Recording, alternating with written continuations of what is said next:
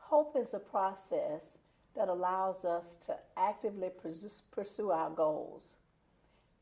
Hope gives us the courage to discover the strategies needed for survival, the strategies that we need to make commitment, connection, and to take action. Our next guest is going to provide us a story of hope. Please welcome Mike Vatter to our show. Mike, welcome. So good to have you. I appreciate it. Thank you so much. So tell our audience, who is Mike Vatter? Wow. I'm an uncle to and godfather to three amazing little babies.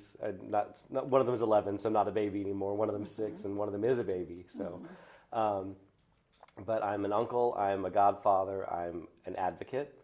I'm an activist.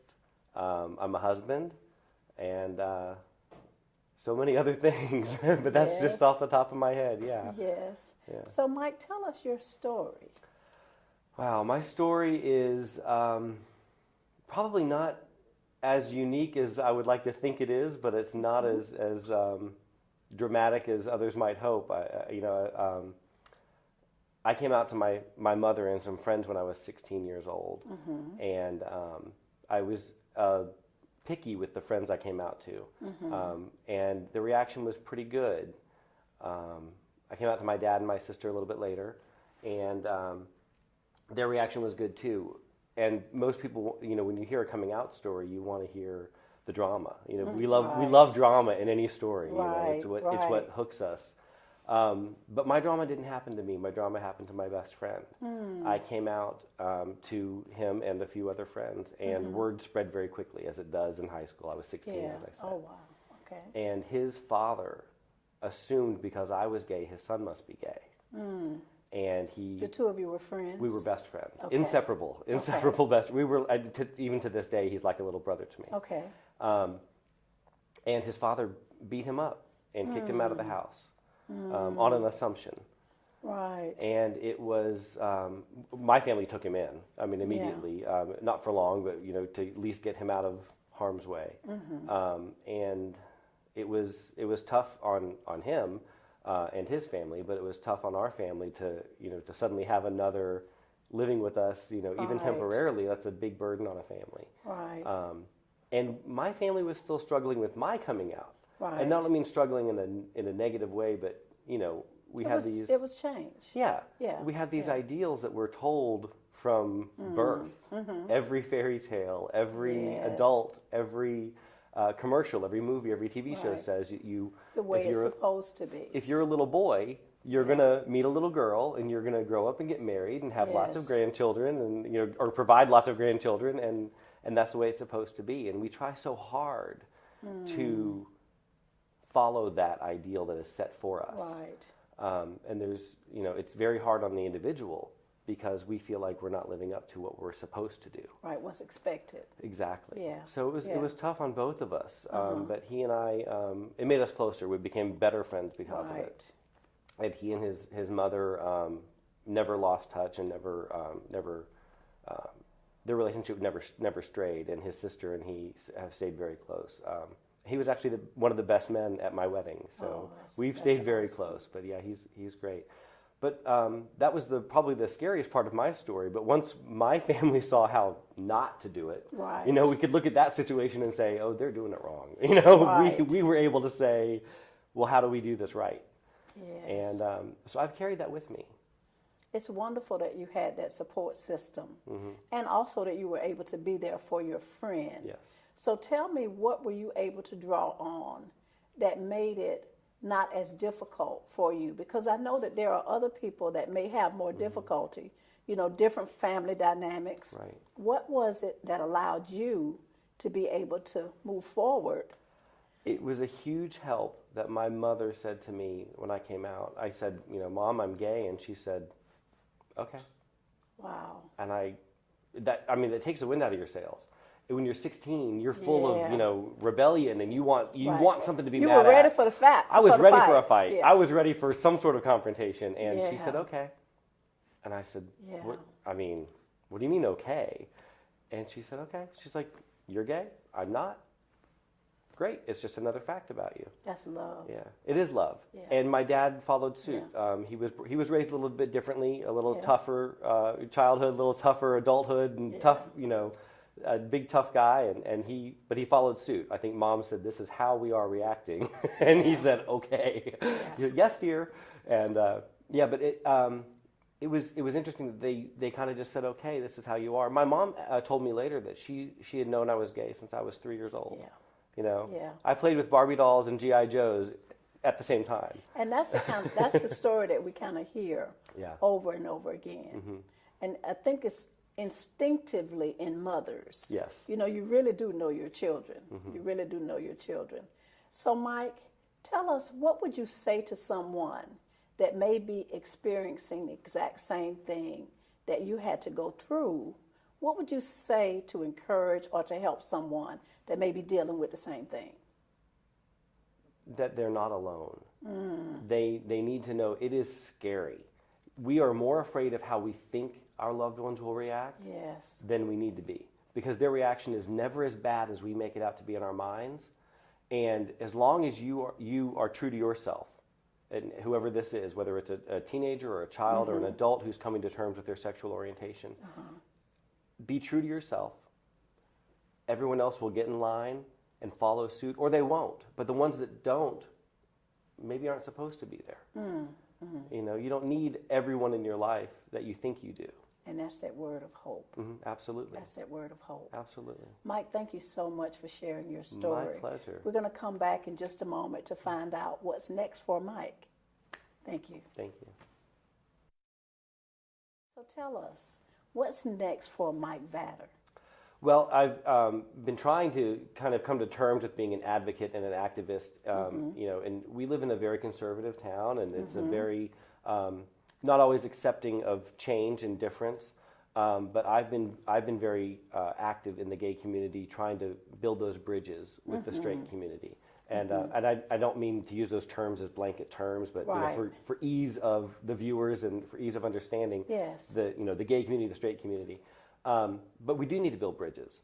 We live in a society that's very quick to put up walls and fences and put barbed wire and snipers at the tops of those walls and fences, and we don't need that. We need longer tables and take down the walls and take down the fences and build bridges.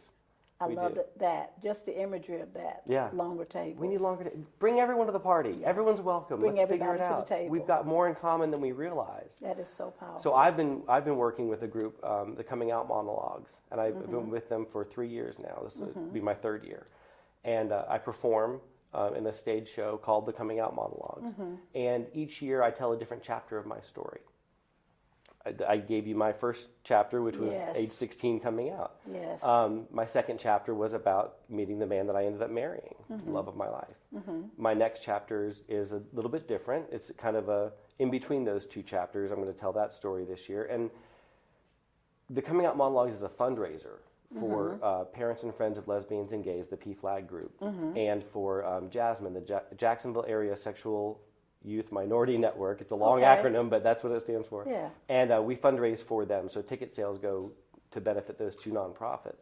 Okay. And I'm wearing my purple string, and that's a sign of unity. We all in the cast and crew, we all wear these every year and say, this is to show that we're not alone. Oh, that's to help that we are everyone's brothers and sisters and uncles and yes, we are. Parents and children, and we have, like I said, a lot more in common than we have different. And we need each other. We do need each other.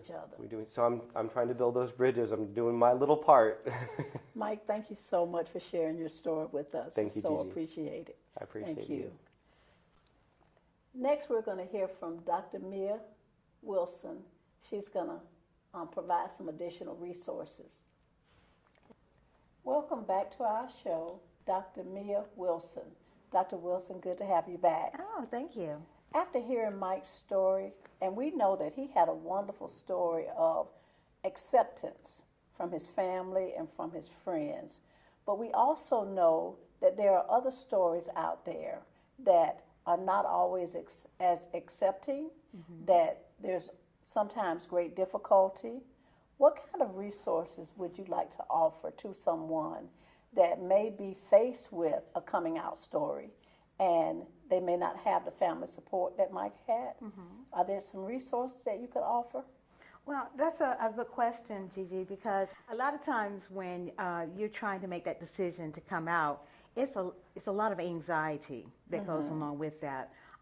Partly because of how society is today, there's a lot of phobias, there's a lot of myths about the gay community. And so, you know, Mike did have a wonderful story, and there are some stories that are similar to his, but like you were alluding, there are some where they have no support from their families at all, along with the bullying, not only at school and at work as well. So in the Jacksonville area, we are lucky to have some support systems that is not only just in the Jacksonville area, but also national and statewide as well. There's a lot of community-based support. So if you don't have support in your home with your family members, sometimes it may not be your immediate parents or in the home that you grew up in, but it could be grandparents, it could be an aunt, it could be an uncle, it could be also cousins as well, and then as well as friends. But the community-based support, we have Jasmine here in Jacksonville, which is the Jacksonville Area Sexual Minority Youth Network. And Mike did allude to that. He did, yes. And we also have PFLAG, which is for the parents, family, and friends of lesbian gays. And so, which I think is important because it's not that the person has changed, it's just that that's their orientation. Right. And so getting that, what we call agape love, that unconditional love, I think is very important to surround that person.